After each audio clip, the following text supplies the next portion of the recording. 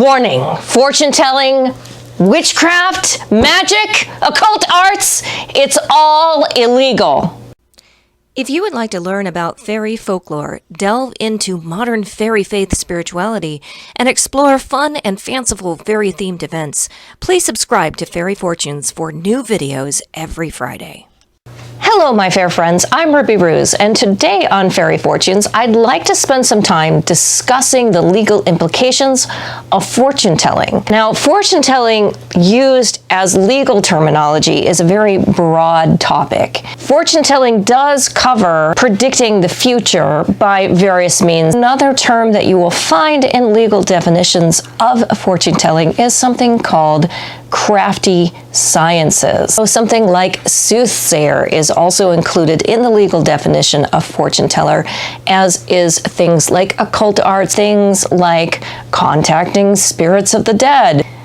And also included in the legal terminology of fortune telling and witchcraft are terms like rogue, vagabond, and vagrants. Where does that come from?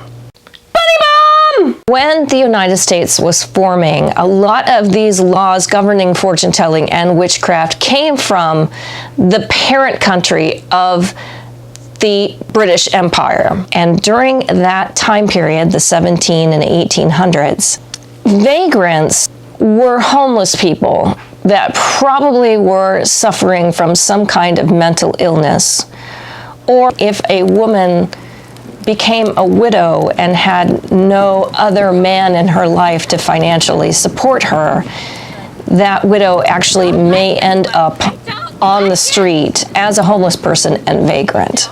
These people and women were often in a place where they would cast out curses to people, where they would get in people's faces and say a pox on your house and your children are going to die.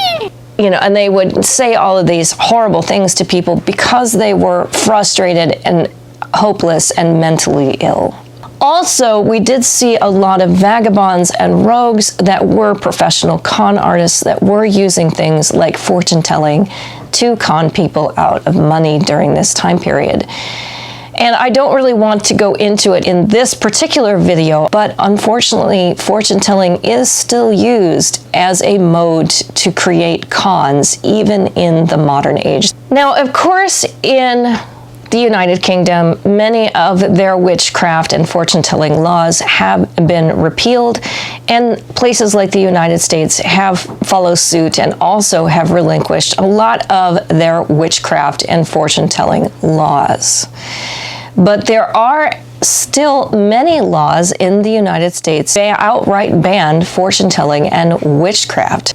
But a lot of those laws are very complicated and confusing. So, for example, the state itself of Illinois does not appear to have any laws in their Illinois compiled statutes that specifically ban or prohibit the use of fortune telling and witchcraft. However, the town of Oak Park, Illinois, specifically bans all fortune telling altogether. The state government of Wisconsin, where actually I do a lot of festivals in the summer and do fortune telling there, the state of Wisconsin actually does have a full-on ban of fortune telling. But what complicates that issue, they do actually allow fortune telling and specifically delineate fortune telling as a taxable service, which can be provided at a temporary event, which would include a carnival or a festival. And then some municipalities in the United States allow for fortune telling and practicing witchcraft and various other occult arts. However, they regulate those practices and require specific licensing for those types of business and events. One of those municipalities that I know of is in the state of Illinois. The city of Schaumburg, Illinois, does require a license specifically for fortune telling. For the purposes of this video and also my personal practice as a professional fortune teller, I did limit my research to the Midwest here in the United States, but that does make me very curious about you, the audience. Do you know the laws governing fortune telling and witchcraft, occult arts, and the crafty sciences in your municipality? Please let me know in the comments down below. Now, I have gone to carnivals and festivals and shows in certain municipalities where they have required that I include a sign in my booth as a fortune teller saying that my services are for entertainment only. However, many of the laws that I looked at regarding fortune telling and the occult arts, I found that the language used in those ordinances also included as a form of entertainment only. So just saying that you're not really a fortune teller, you're just an entertainer, that isn't necessarily going to help you legally. All these laws governing fortune telling and witchcraft and the like, though, does open a unique question here, specifically in the United States of America. Our federal government constitution, the very first amendment on that Constitution, governs both freedom of speech and freedom of religion. Provided that you are not infringing upon the rights of other people, you are generally able to practice any religion of your choosing without persecution, and you may also say whatever you want to say. Once again, provided that those things do not infringe upon the rights of others. A religious practice within a religion, though, isn't necessarily protected by the First Amendment of the United States Constitution. For example, here in the United States, we have the religion of Mormonism. In certain branches of Mormonism, they have the practice of polygamy, which is the practice of having more than one spouse. However, the practice of polygamy as a religious practice is not protected by the United States Constitution's First Amendment. The reason being is that you can still practice the religion of Mormonism and not engage in the otherwise illegal practice of polygamy. And just because a religious practice does become protected under the First Amendment of the Constitution doesn't mean that it cannot be regulated. For example, there was a Supreme Court case regarding the indigenous use of peyote. It was determined that even though peyote is a controlled substance and is generally illegal to purchase and to use, if it is used in an indigenous religious service, in that context, it is not illegal. However, if, for example, you hold a government job, if I was a part of an indigenous religious tradition, and I went to that service and partook in peyote, which would be legal to do if I am a member of that church and I'm participating in that religious service, that use of it would not be illegal. However, if I go to my job as a police officer and I am tested for controlled substances, I can still be fired and dismissed without severance if peyote is found in my system. So I wanted to share with you some of the legal cases where people successfully challenged fortune-telling prohibitions and laws throughout the United States. The first case that I would like to share with you went before the Supreme Court in 1985. the Spiritual Psychic Science Church of Truth versus the City of Azusa, California. This involved a municipal ordinance that prohibited both the practice and advertising of crafty sciences, whether for religious purposes or, here's the cruncher, for entertainment.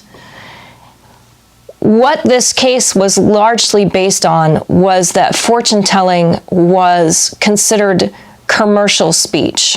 Commercial speech has a legal definition of being speech that encourages transactions, pretty much any advertisement that you might encounter. But it was in this case that it was really articulated that fortune-telling itself is not an advertisement. It's not necessarily encouraging an additional transaction. The fortune-telling itself is the transaction. So in that case, fortune-telling is speech for profit, much like a lecturer who is paid to give lectures. That is speech for profit. The speech itself is the product. It's not an advertisement for something else. Another case that I came across that I thought was very interesting happened in 1997, and this was Rushman versus the City of Milwaukee. This case began in 1995, actually, when a Milwaukee police officer told the astrologer Carol Rushman that her tent at the annual Bastille Days celebration in the city's Cathedral Park violated the city's ordinance against the advertising of crafty sciences, including astrology and fortune-telling. Now, Rushman filed suit under the Civil Rights Act, claiming the ordinance itself violated her First Amendment rights. This was another case where they really articulated the fact that fortune-telling was not commercial speech. She wasn't enticing people to buy more products from her. She was only providing astrology readings. In Rushman's case, the court also determined that Rushman's speech did not fall into any categories that the government could legitimately limit or prohibit under the First Amendment. So in order for speech to be relegated, it has to constitute defamation, it has to be innately false, obscene, inciting, or constitute fighting words. So if you are encouraging people to take up arms and fight, that would be speech that the government can regulate and limit. Fortune-telling itself is not innately any of these things. But I did observe that in the court case regarding Rushman and the City of Milwaukee, there was still a clause in there regarding false speech. So this next court case that I have for you addresses that very thing. In 1998, Argello versus the City of Lincoln that determined that the government cannot prohibit belief. Because if you say that you can regulate or limit false speech, you then have to start making opinions about what is false and what is true. And in this very important case, the Supreme Court ruled that if the citizens of Lincoln wish to have their fortunes told or to believe in palm reading or phrenology, they are free to do so under our system of government and patronize establishments or professionals who purport to be versed in such arts. Government is not free to declare certain beliefs, for example, that someone can see into the future, forbidden. The First Amendment forbids the government from arbitrating truth from fiction. What this case really solidified is that the government of the United States does not have the authority to say that a certain type of speech is illegal just because the government itself doesn't agree with the speech. So, for example, there are still very many people in the United States that believe the earth is flat. The government is not free to tell people they are not allowed to do that. They cannot lock up people that believe the earth is flat. They cannot forbid the sale of their books and their podcasts and various other things. They cannot do that.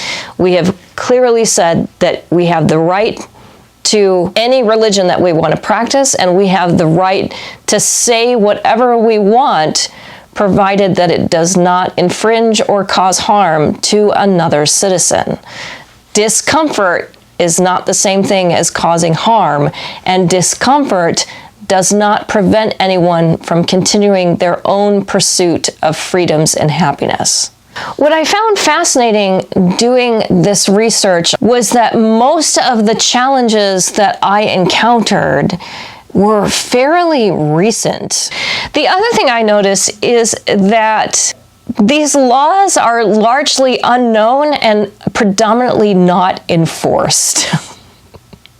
So, for example, the Chicagoland area pagan pride event for many, many years was actually held in Oak Park, Illinois. It was held there, which I think is hysterical, because not only is fortune-telling prohibited in Oak Park, anything associated with witchcraft and occult arts and the crafty sciences are also prohibited in Oak Park. So there's that. So as I was doing the research to this video, it did actually make me question if I wanted to continue doing festivals in Wisconsin.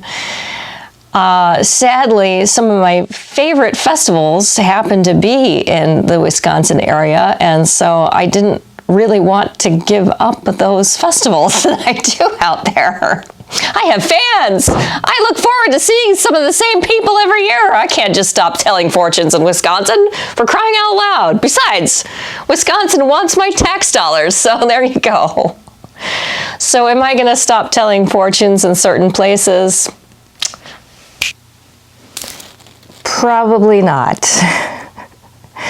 And you see, now that I've done all of this research on fortune-telling in the law, if I'm ever prosecuted by a municipality with these ordinances prohibiting any kind of fortune-telling, I can use all of this research, give it to a lawyer, and I feel pretty confident that I would be able to win that case and perhaps change that municipality's practices for other people in the future. And luckily, we have books like David Salisbury's Witchcraft Activism that can help me accomplish this even more. For me, fortune-telling is a process of exploration. It's just a way to use symbology and creativity to give you a new perspective on a challenge that you might be facing or a question that you have regarding your life. It doesn't have to be all that scary, and it doesn't even have to be supernatural. I believe that fortune-telling is a form of storytelling. And if you look at it with that perspective in mind, you can take any story. You can take a fairy tale story. You can take your favorite work of pop culture fiction, and that can inspire you and help you look at a challenge that you're facing in a new way and give you some motivation and perspective on the issue.